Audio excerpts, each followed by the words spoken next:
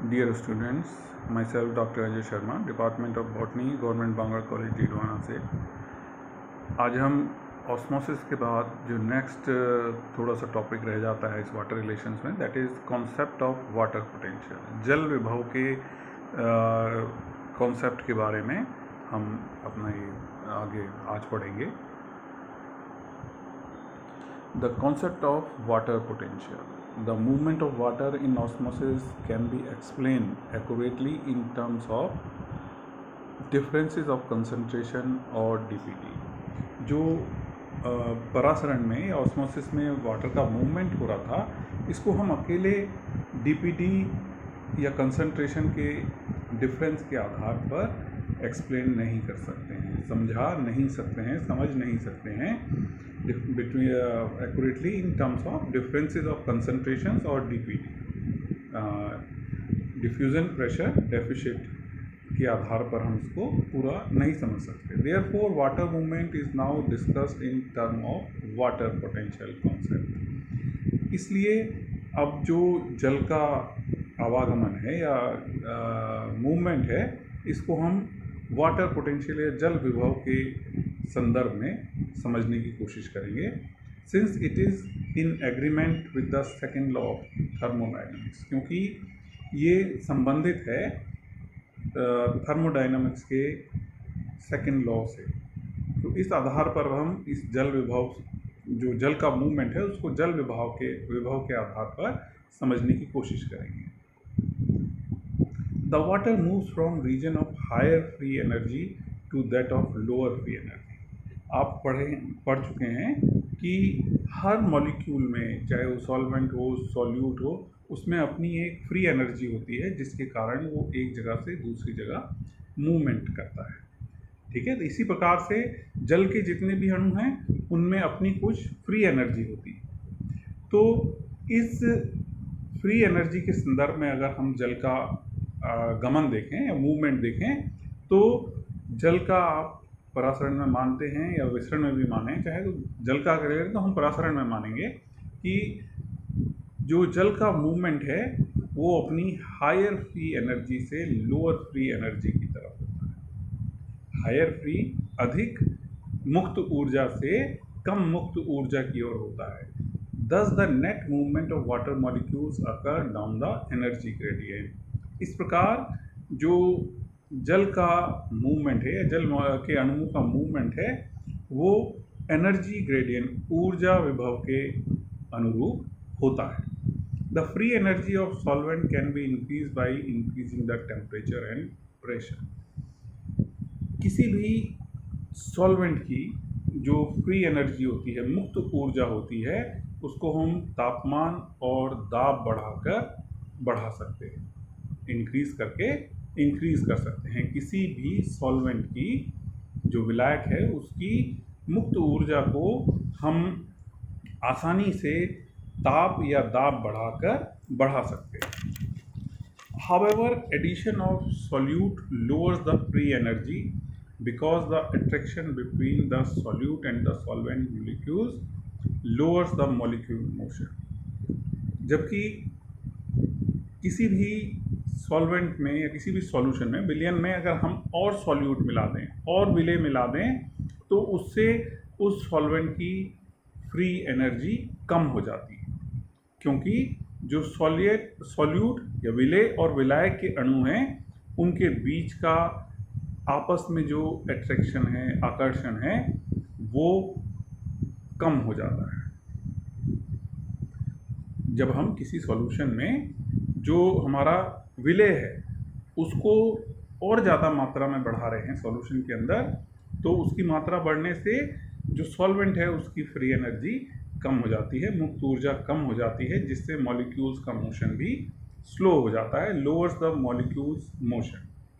अणुओं की जो गति है वो कम हो जाती है। ठीक है, तो जिसमें आपने समझ में आया कि जो वो जल के अणुओं का मूवमेंट है या सॉल्वेंट के अणुओं का मूवमेंट है, वो अपनी हायर एनर्जी से लोअर एनर्जी की तरफ होता है। और अगर हम किसी भी सॉल्वेंट की मुक्त ऊर्जा को बढ़ाना चाहते हैं, तो वो मुक्त ऊर्जा टेम्परेचर और प्रेशर को बढ़ाने से बढ़ जाती है। लेकिन यदि हम किसी भी सॉल्यूशन में सॉल्यूट की मात्रा बढ़ाएं, किसी भी विलयन के अंदर विलायक के साथ अगर हम विलय की मात्रा बढ़ा दें, तो विलय की मात्रा बढ़ने से उसमें विलायक की जो मुक्त ऊर्जा है, सॉल्वेंट की जो मुक्त ऊर्जा है, वो कम हो जाती है, क्योंकि उनके दोनों मॉलिक्यूल्स के बीच का अट्रैक्शन कम हो जाता है।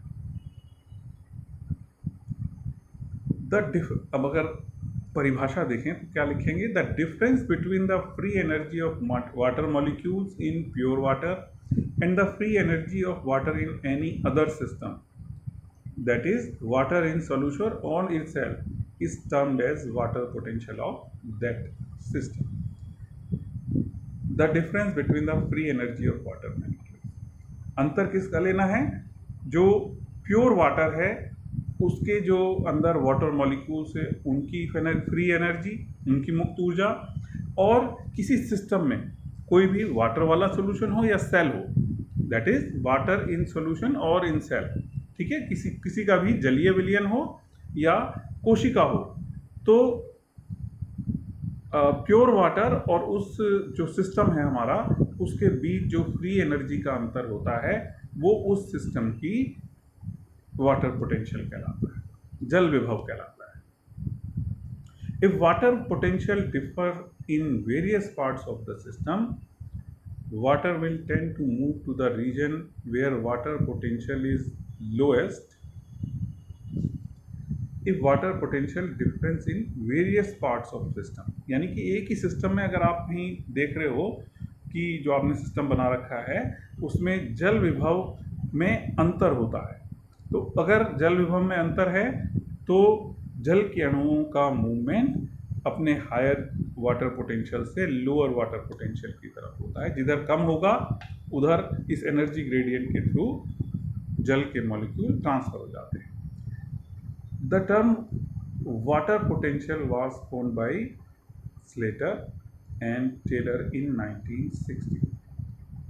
जल विभव का जो शब्द दिया था, टर्म दिया था, वो स्लेटर और टेलर ने 1960 में दिया था। मुझे उम्मीद है कि अब आपको जल विभव समझ में आ गया होगा। अणुओं में जो जल है या जो भी कोई विलायक है उसके अणुओं में कुछ ना कुछ मुक्त ऊर्जा होती है, और प्योर सॉल्वेंट या प्योर वाटर की जो फ्री एनर्जी है वो अधिक होती है, वहाँ कंसंट्रेशन अधिक होता है, जबकि किसी सॉल्यूशन के अंदर फ्री एनर्जी कम होती है। तो जल के अणुओं का मूवमेंट अपनी हायर फ्री एनर्जी से लोअर फ्री एनर्जी की तरफ होता है। इसको हम एनर्जी ग्रेडियंट के थ्रू, इसको हम वाटर पोटेंशियल कहते हैं, और इस टर्म को सबसे पहले स्लेटर और टेलर ने 1960 में बताया।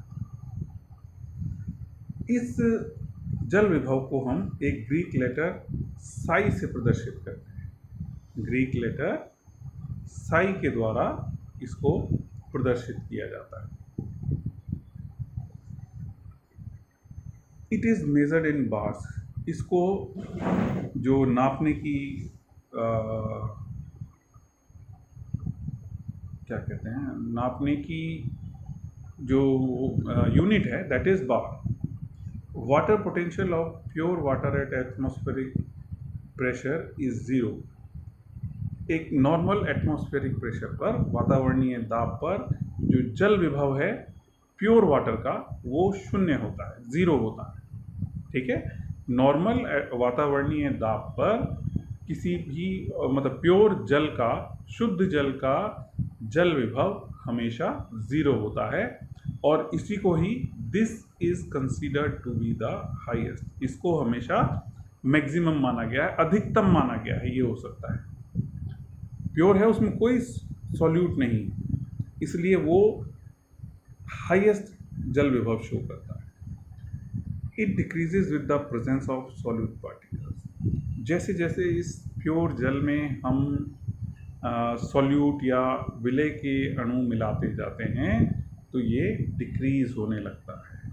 Therefore, water potential of a solution is always less than 0, that is have negative value. जिसका मतलब ये हुआ कि किसी भी सॉल्यूशन का जो जल विभव है वो सदैव शून्य से नीचे होगा, यानी कि नेगेटिव में होता है। शून्य है, शून्य से ऊपर प्लस होती है, शून्य से नीचे आप देखते हैं लिखते हैं गिनतियों में तो माइनस में आने लगती है। तो जल का जो जल विभव है, प्योर शुद्ध जल का, वो हमेशा ज़ीरो होता है, और किसी भी सॉल्यूशन का जो जल विभव है वो सदैव नेगेटिव होता है, शून्य से कम होता है। Similarly, the free energy of water in cell shape or a solution is less than that of pure water. इसी प्रकार अगर हम देखें तो प्योर वाटर से किसी भी सॉल्यूशन या सेल शैप के अंदर जो फ्री एनर्जी है, मुक्त ऊर्जा है, हमेशा कम होती है। बाहर प्योर वाटर है और अंदर सेल शैप में सॉल्यूशन बन गया, तो आप इस हिसाब से देखें तो सॉल्यूशन हमेशा कम फ्री एनर्जी वाला होता है, उसकी फ्री एनर्जी हमेशा प्योर जल से कम होती है, और इसको हम नेगेटिव से लिखते हैं, और जल विभव को हम ग्रीक लेटर साई के द्वारा प्रदर्शित करते हैं, और इसको नापने का जो पैमाना है वो बार होता है। In other words, the water potential is equal but opposite in sign to the diffusion pressure deficit. अगर हम अन्य शब्दों में देखें तो जो जल विभव है वो बराबर होता है डीपीडी के, डिफ्यूजन प्रेशर डेफिसिट के बराबर होता है, लेकिन इसकी जो चिन्ह होता है वो हमेशा विपरीत होता है, नेगेटिव होता है। While in DPD, water movement is described from the region of higher concentration of water molecules to the region of lower concentration.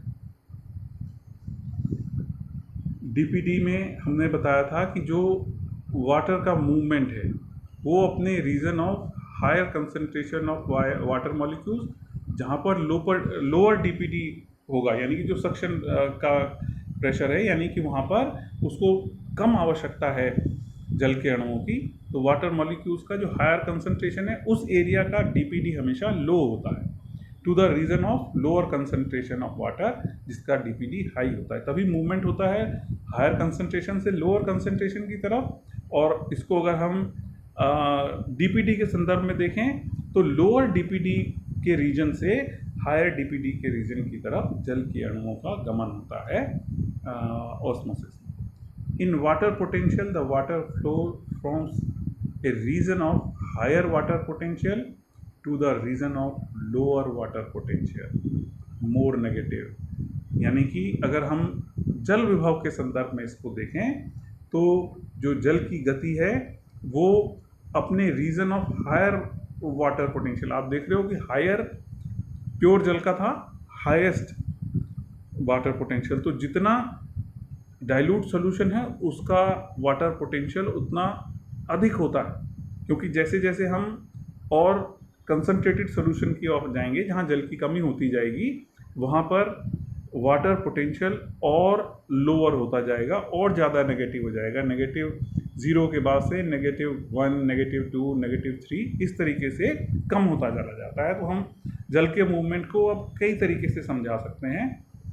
सबसे पहले ऑस्मोसिस में देखा कि जल का मूवमेंट सेमी परमिएबल मेम्ब्रेन के थ्रू अपने हायर कंसंट्रेशन से लोअर कंसंट्रेशन की ओर होता है। डीपीडी में देखा तो डीपीडी के संदर्भ में देखें तो जो जल की गति है वो लोअर डीपीडी से हायर डीपीडी की तरफ होती है, और वाटर पोटेंशियल में देखें तो हायर वाटर पोटेंशियल से लोअर वाटर पोटेंशियल की तरफ होती है जल की गति, और the movement of water continues till the potential of two reasons become equal.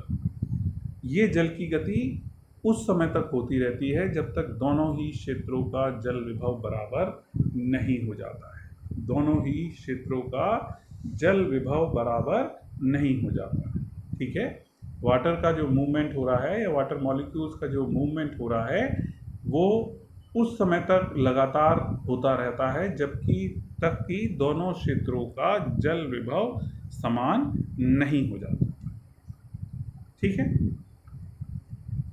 इतना समझने के बाद अब इसके कंपोनेंट्स आएंगे, कंपोनेंट्स ऑफ वाटर पोटेंशियल, जिनको हम नेक्स्ट वीडियो में देखेंगे। थैंक्स।